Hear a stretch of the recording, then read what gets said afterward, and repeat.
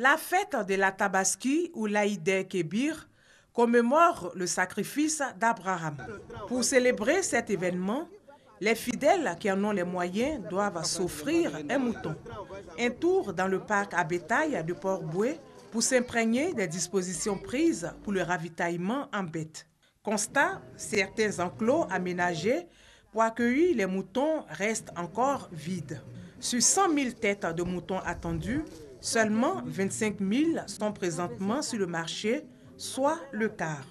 Cette année, il y a eu l'avancée du désert. Nous subissons aussi l'influence des marchés des pays voisins, tels que le Ghana, le Sénégal et le Nigeria, là où il y a forte demande de moutons.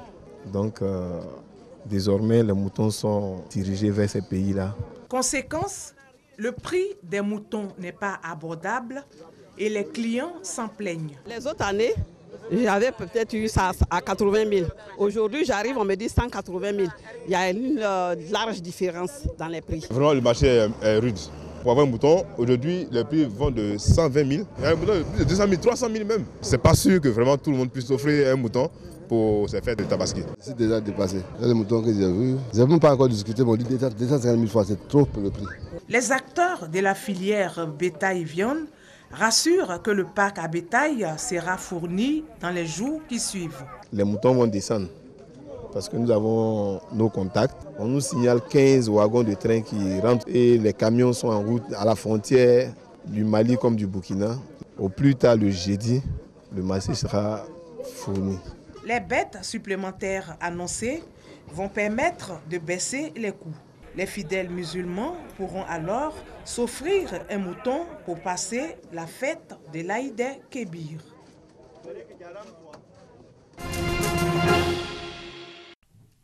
La période s'annonce très agitée pour certains parents. La rentrée des classes fixée pour le lundi 12 septembre, la fête de Tabaski ou l'Aïd el-Kébir, probablement à la même date. Des événements pour lesquels les parents retroussent les manches pour le bonheur des enfants. Pour ce guide religieux, aucune hésitation, l'école passe avant tout. Moi, personnellement, j'ai opté pour l'inscription de mes enfants avant la Tabaski. Bien vrai que les deux événements sont très importants, pour les enfants surtout, mais il faut dire que la scolarité, pour moi, est encore plus avantageuse.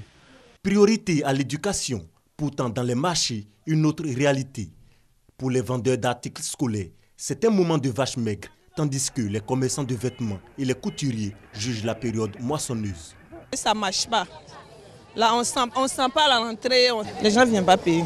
On espère peut-être après la Tabaski, peut-être on va voir les clients. Sinon, actuellement, là, ça ne va pas. Habituellement, les fournitures, c'est actuellement que les gars achètent les fournitures. Mais cette année-là, ce n'est pas la même chose. La remarque qu'on a fait là, le marché est dû. Ça ne marche pas.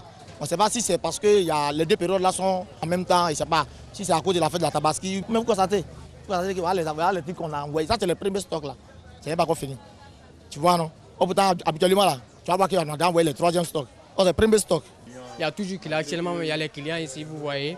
Ils sont là pour la teinture, pour les bassins, riches, tout ça. Celui-ci, ça va. En ce moment, c'est habit de faire, je suis en train de faire. Les pères de famille, elles se soucient d'abord pour les enfants. Faire plaisir à son enfant pour la fête, opter pour les dépenses scolaires, les avis ne sont pas forcément tranchés. J'ai 6 enfants. J'ai 4 qui vont à l'école. Mais mon problème le plus fort actuellement, c'est la rentrée.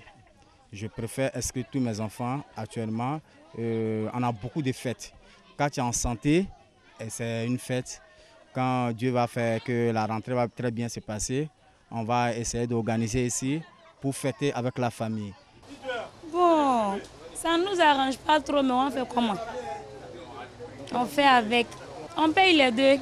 Papa paye un côté, maman paye un côté. On s'associe, on paye. Sinon, ce n'est pas facile, hein? C'est même pas facile. Les enfants, ils se regardent.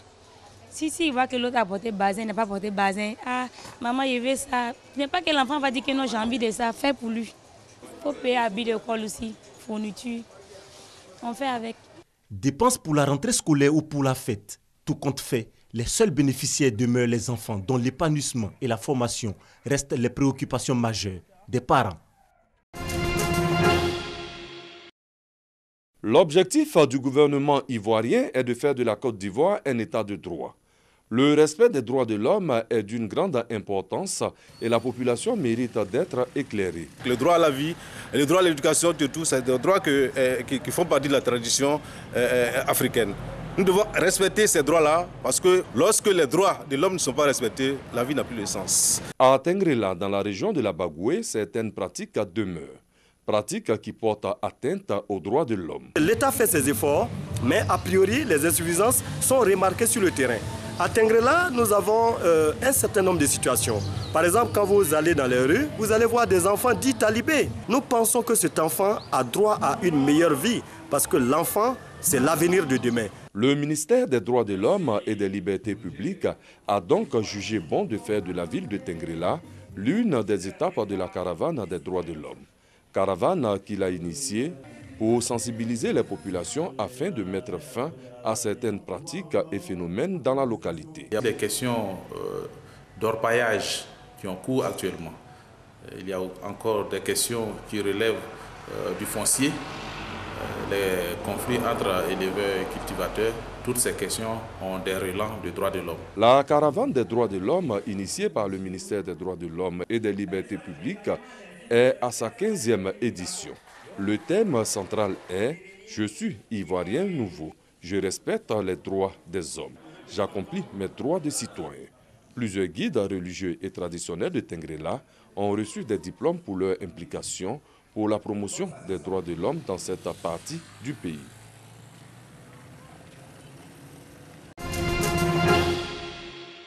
La santé des 5600 pèlerins ivoiriens actuellement en Terre Sainte, une véritable préoccupation pour l'État de Côte d'Ivoire. C'est pourquoi le gouvernement a mis à disposition du commissariat du Hadj 2016 50 agents de la santé. Au nombre de ce personnel, 25 médecins spécialisés en cardiologie, gynécologie, dermatologie, diabétologie et des généralistes. Au quotidien, ce sont une dizaine de patients qui sont reçus dans les différents centres de santé ouverts pour la circonstance dans chaque hôtel habité par ces Ivoiriens. Parce qu'il fait chaud, donc très souvent les mamans, quand elles ne suivent pas les conseils, quand elles sortent sans boire tout, on a des cas de coups de chaleur et puis de déshydratation. Et puis en plus avec la poussière et tout, on a beaucoup de cas de rhume, de pathologie ORL quoi. Rhume, tout, mais par la grâce de Dieu, on arrive à gérer ça. En plus de consultations et de suivis médicaux, les médecins font de la sensibilisation sur l'hygiène pour la bonne santé des pèlerins.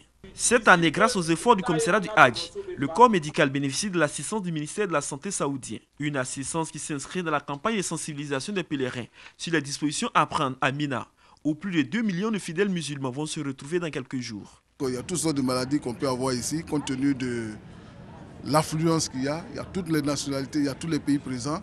Donc il faut que nous protégeons au maximum nos pèlerins pour qu'ils puissent faire les Hajj dans les meilleures conditions et retourner au pays dans les meilleures conditions. Les pèlerins ivoiriens saluent cette initiative qui leur permet de mieux appréhender les réalités de l'étape de Mina. Des recommandations ont été faites également aux pèlerins afin de supporter la forte chaleur de l'Arabie Saoudite. Car ici, la température oscille entre 43 et 50 degrés Celsius.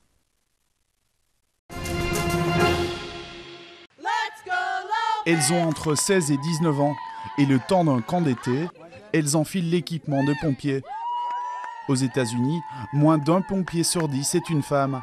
Alors en cette période de canicule où les incendies ravagent l'Ouest américain, les pompiers espèrent susciter des vocations. Nous avons besoin de femmes dans le service d'incendie. Nous avons besoin que ce service ressemble à notre communauté afin de mieux les servir. Durant ce camp d'une semaine, les prétendantes suivent l'exemple de leurs instructrices. Ces femmes sont fortes, elles se battent pour elles-mêmes et elles le font savoir. Elles n'abandonnent pas, on ne voit pas ça tous les jours.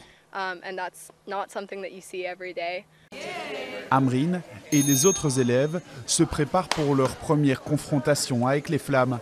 Les voitures s'embrasent, il est temps d'y aller. Le travail d'équipe est essentiel et elles peuvent compter sur les conseils et les encouragements de leurs aînés. Comme les hommes, les femmes pompiers doivent réussir des tests physiques exigeants. Ça peut être intimidant et certaines d'entre elles diront qu'elles étaient un peu nerveuses. Mais avec l'expérience, de l'entraînement et quelqu'un pour les conseiller, c'est vraiment valorisant. Dernier exercice. Cette année encore, Les participantes ont maîtrisé les flammes. Selon les organisateurs, depuis 10 ans, plus de la moitié des participantes ont fait carrière comme pompiers ou ambulanciers.